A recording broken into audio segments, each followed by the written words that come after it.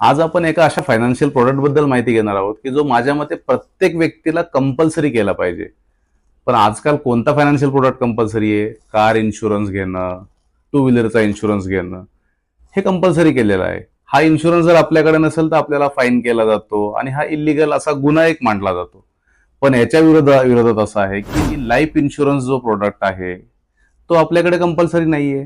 म्हणजे लाईफ ही आपल्याला जास्त महत्वाची वाटत नाहीये का? तर आपण याच्याकडे एकदम काळजीपूर्वक बघितलं पाहिजे. आपली लाईफ ही आपल्या कारपेक्षा किंवा आपल्या बाईकपेक्षा जास्त महत्वाची आहे आणि तो इन्शुरन्स आपल्याकडं कंपल्सरी असायलाच हवा. तर हा लाईफ इन्शुरन्स घेणं खूप महाग आहे का? तर अजिबात नाहीये. आपण जर उदाहरण म्हणून पाहायला गेलं तर आपण जेव्हा कारचा इन्शुरन्स करत असतो, तो रिन्युअल करत असतो, तर अगदी 10 लाखाच्या इन्शुरन्सला सुद्धा आपल्याला 20 ते 25 हजार रुपयाचा प्रीमियम प्रत्येक वर्षी भरायला लागत असतो. याच्या उलट जर आपण पाहायला गेलो तर 1 करोड पर्यंतचा लाईफ इन्शुरन्स हा अगदी 5-10 हजारापासून सुरुवात होतो. तर हा कार इन्शुरन्सच्या कंपॅरिझनमध्ये अतिशय स्वस्त असा आहे, पण त्याच्याकडे आपण लक्ष देत नाहीये. तर आपण जेव्हा नवीन गाडी घेत असतो, शोरूममधून गाडी घ्यायच्या अगोदर त्या गाडीचा इन्शुरन्स हा कंपल्सरी केला जातो. इन्शुरन्स झाल्यानंतर ती गाडी पासिंग होते आणि नंतरच त्याची डिलिव्हरी आपल्याला मिळत असते. तर हे आपल्या लाईफ इन्शुरन्स बद्दल आहे का? तर अजिबात नाहीये. तर जेव्हा एखादा लहान मुलगा किंवा मुलगी जन्माला येत असते, तर हॉस्पिटलमध्ये असं काहीतरी एक अंडरटेकिंग कंपल्सरी केलं पाहिजे त्याच्या पॅरेंट्सला, की बाबा हा मुलगा मुलगी जेव्हा 21 वर्षाची होईल तेव्हा त्यांचा एक लाईफ इन्शुरन्स हा फॅमिलीकडनं काढला जाईल. असं जर केलं तर आपल्याकडे लाईफ इन्शुरन्स असण्याचं प्रमाण हे वाढेल. पण आता जर आपण पाहायला गेलो तर हे प्रमाण आपल्याकडे का नाहीये? तर याच्याबद्दलचं असणारं ज्ञान, याच्याबद्दल दिली जाणारी माहिती ही लोकांपर्यंत पोहोचतच नाही आणि ह्याचं खूप अज्ञान आपल्या समाजामध्ये आहे आणि त्याच्यामुळे हे लाईफ इन्शुरन्स असण्याचं जे प्रमाण आहे ते खूप कमी आपल्याकडे पाहायला मिळतं. आता समजा मी एक घरातला कर्ता पुरुष आहे. माझं याच्यामध्ये काही बरं वाईट झालं, भविष्यात एखादी कुठली आपत्ती आली, मला काम करता नाही आलं किंवा माझ्या जीवाचं काही बरं वाईट झालं, अशा ज्या एक्स्ट्रीम गोष्टीचा विचार आपण केला पाहिजे की असं काही झालं तर माझ्या फॅमिलीचं नेमकं काय होणार. ठीक आहे, आपले नातेवाईक असतात, घरातली बाकीची मंडळी असते, ती आपल्या कुटुंबाला सांत्वन देत असते. पण हे सांत्वन किती दिवसाचं असतं? 10 दिवस, 13 दिवस, 1 महिना. मग याच्यानंतर ज्या आर्थिक अडचणी आपल्या कुटुंबावर येत असतात, की जसं की मी काही लोन घेतलेले असतील, माझ्या घराचे हप्ते सुरू असतील, माझी मुलं लहान असतील, मुलांचं एज्युकेशन सुरू असेल, त्याची फीज माझ्या कुटुंबाला भरायची आहे. तर या सगळ्या गोष्टींचं माझ्यानंतर काय होणार? सेव्हिंग्ज असेल, ती सेव्हिंग्ज किती असेल, किती दिवस पुरेल मला माहित नाही. पण दुसरा काही ऑप्शन आपल्याकडे अवेलेबल आहे का? तर हो, यासाठी एक नक्कीच चांगला पर्याय मार्केटमध्ये अवेलेबल आहे, ज्याचं नाव आहे टर्म इन्शुरन्स. तर टर्म इन्शुरन्स म्हणजे काय? टर्म इन्शुरन्स कोण घेऊ शकतं? टर्म इन्शुरन्स घेताना आपण कोणत्या गोष्टींची काळजी घेतली पाहिजे? हा टर्म इन्शुरन्स नेमका किती रकमेचा घेतला पाहिजे? या सगळ्या गोष्टींची सविस्तर माहिती आपण या व्हिडिओच्या द्वारे बघणार आहोत. तर हा व्हिडिओ तुम्ही शेवटपर्यंत पाहत राहा.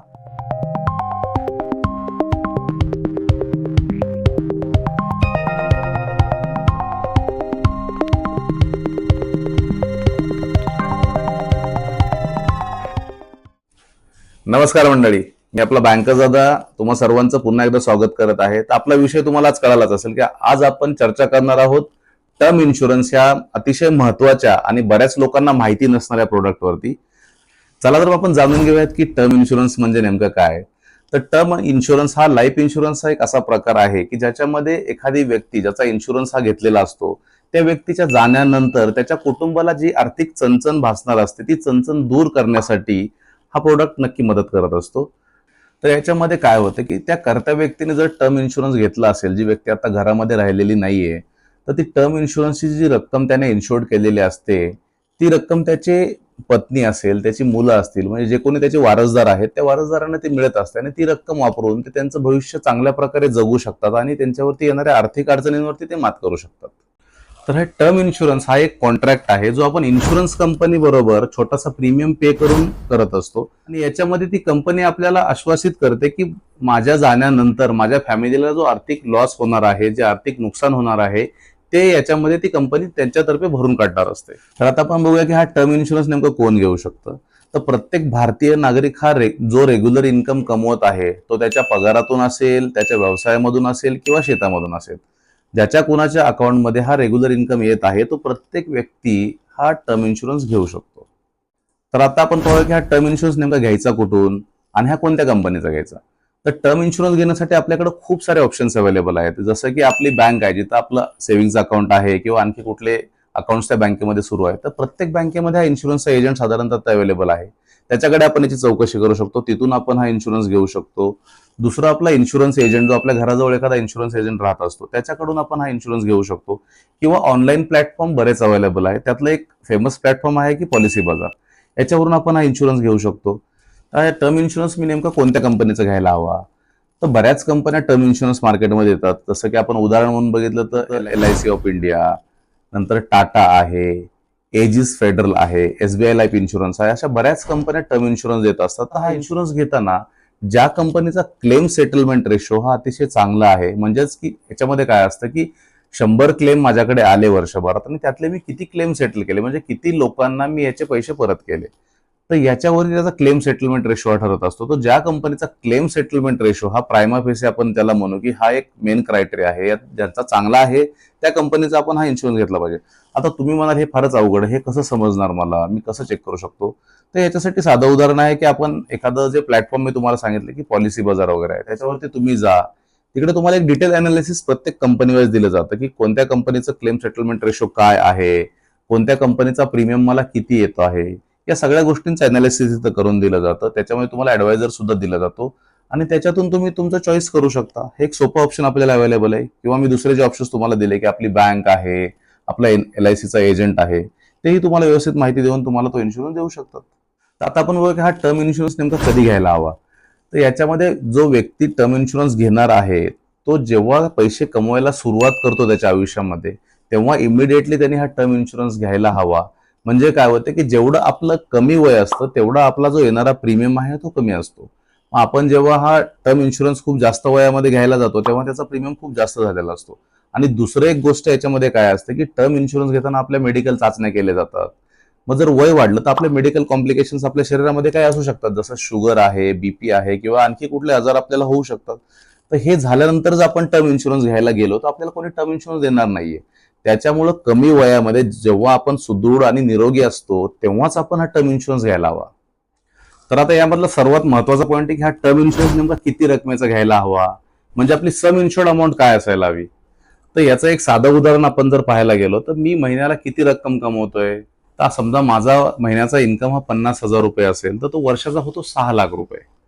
तर मी काय करायचंय की 6 लाख गुणिले 20, म्हणजे 20च्या मल्टिपलमध्ये मला हा टर्म इन्शुरन्स घ्यायचा आहे. तर या उदाहरणात आपण पाहिलं की 6 लाख गुणिले 20 तर 1,20,00,000 रुपये होतात. तर आपण हा कमीत कमी 1,20,00,000 रुपयाचा टर्म इन्शुरन्स हा नक्की घ्यायला पाहिजे. तुम्हाला की मला आजचा इन्कम माझा 50,000 रुपये, उद्या जाऊन माझा इन्कम वाढणार आहे, माझा सॅलरी वाढणार आहे, माझ्या बिझनेसमधून येणारा इन्कम वाढणार आहे, ठीक आहे, त्याचा काही प्रॉब्लेम नाहीये. आपण काय करायचं की भविष्यात जर आपला इन्कम वाढला तर आपण दुसरा एखादा टर्म प्लॅन आणखी ऍडिशनल अमाऊंटचा त्याच कंपनीकडून किंवा दुसऱ्या आणखी एखाद्या कंपनीकडून हा घेऊ शकतो. आता हा टर्म इन्शुरन्स घेताना त्याची जी इन्शुअर्ड लाईफ असते, म्हणजे त्याची जी टर्म असते, ती आपण किती घ्यायला पाहिजे. तर साधारणतः एक ॲव्हरेज एज जर आपण बघितलं आपल्या भारतामध्ये तर एक 70-75 वर्षापर्यंत माणूस आता याच्यामध्ये जगत असतो. तर आपण आपलं जे वय आहे साधारणतः, आता जर माझं वय 30 वर्ष असेल तर पुढच्या 40 वर्षासाठी साधारणतः मी टर्म इन्शुरन्स घ्यायला हवा. म्हणजे जो माझा लाईफ स्पॅन शिल्लक आहे, की जेवढी माझी उमेदीची वर्ष आहेत की ज्याच्यामध्ये मी काही कमवणार आहे, तेवढ्या वर्षांचा मी टर्म इन्शुरन्स हा घ्यायला हवा. तर तुम्हाला मी माझं उदाहरण देतो की मी 2015 मध्ये माझ्या वयाच्या साधारणतः 30व्या वर्षी मी हा टर्म इन्शुरन्स घेतला होता 1,40,00,000 रुपयांचा. तर याच्यासाठी मला प्रीमियम किती आला होता, फक्त 14,700 रुपये. आता जर तुम्ही पाहायला गेले, तुम्हाला जर 1,40,00,000चा जर टर्म इन्शुरन्स घ्यायचा असेल, जर तुमचं वय आज साधारणतः 38 वर्ष वगैरे असेल, माझ्यावरून मी कम्पेअर करतो, तर त्याचा प्रीमियम आज जर मी घ्यायला गेलो तर तो 25,000 ते 30,000च्या मध्ये येतो कुठेतरी. पण आज मी किती प्रीमियम भरतोय, आज मी भरतोय 15,600 रुपये फक्त. म्हणजे जो मी 14,700 घेतला तो आता वाढून माझा 15,600 रुपयांवरती गेलाय. तरी सुद्धा मी याच्यामध्ये 10-20,000 रुपये माझे वाचवतोय वर्षाला. तर जेवढा आपण वयाच्या लवकर हा इन्शुरन्स घेऊ तेवढा आपला ह्याच्यामध्ये फायदाच होत असतो.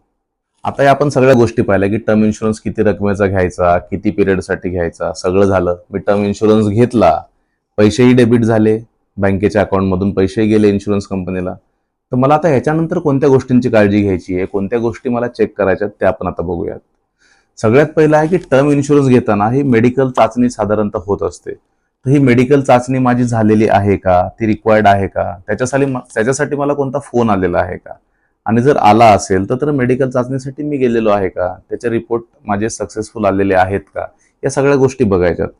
हे झाल्यानंतर माझी पॉलिसी इश्यू होत असते आणि ती माझ्या घरी ॲड्रेसवरती येत असते किंवा माझ्या ईमेलवरती त्याची एक कॉपी येत असते. तर ही मला आलेली आहे का? तर या गोष्टी मी अवश्य बघायच्या आहेत. ह्या अतिशय महत्त्वाच्या आहेत, कारण बऱ्याच वेळा काय होतं की पैसे डेबिट होतात पण इन्शुरन्स पॉलिसी इश्यू झालेली नसते. ते आपण लक्ष देत नाही आणि मग त्याचे पैसे यायला रिटर्न येतात पण ते यायला वेळ लागतो. मग याच्यामध्ये मला माहिती असतं की मी इन्शुरन्स घेतलाय, अरे पण पॉलिसी इश्यूच झालेली नाहीये.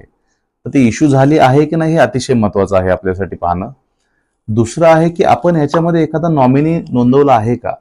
की आपल्यानंतर हे पैसे कोणाला मिळायला हवेत, वारसदार कोण आहे, त्याचं नॉमिनीचं रजिस्ट्रेशन आपण केलेलं आहे की नाही केलेलं आहे. आपण एक किंवा एकपेक्षा जास्त नॉमिनी तिकडे नोंदवू शकतो. समजा मी 2 नॉमिनी मला नोंदवायचे की त्याच्यामध्ये मी ठरवू शकतो की नॉमिनी नंबर 1 ला मला किती रक्कम द्यायची, नॉमिनी नंबर 2 ला मला किती रक्कम द्यायची. सहज मी ठरवलं की मला दोघांना 50-50% विभाजणी करायची आहे. तर तसं मी ते करू शकतो किंवा हे पर्सेंटेज मी चेंजही करू शकतो.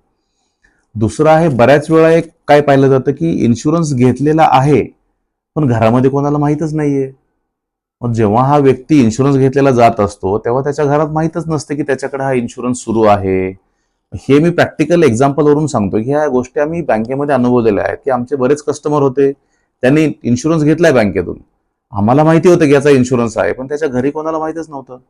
साधारणतः कधी 2-4 महिन्यानंतर जेव्हा आम्हाला समजलं की हा व्यक्ती आता नाही राहिलेला, तेव्हा आम्ही त्यांच्या कुटुंबाला सांगितलं की असा इन्शुरन्स तुमच्या व्यक्तीने घेतला होता आणि त्याला तुम्ही नॉमिनी आहात किंवा तुम्ही त्याचे क्लेम करू शकता.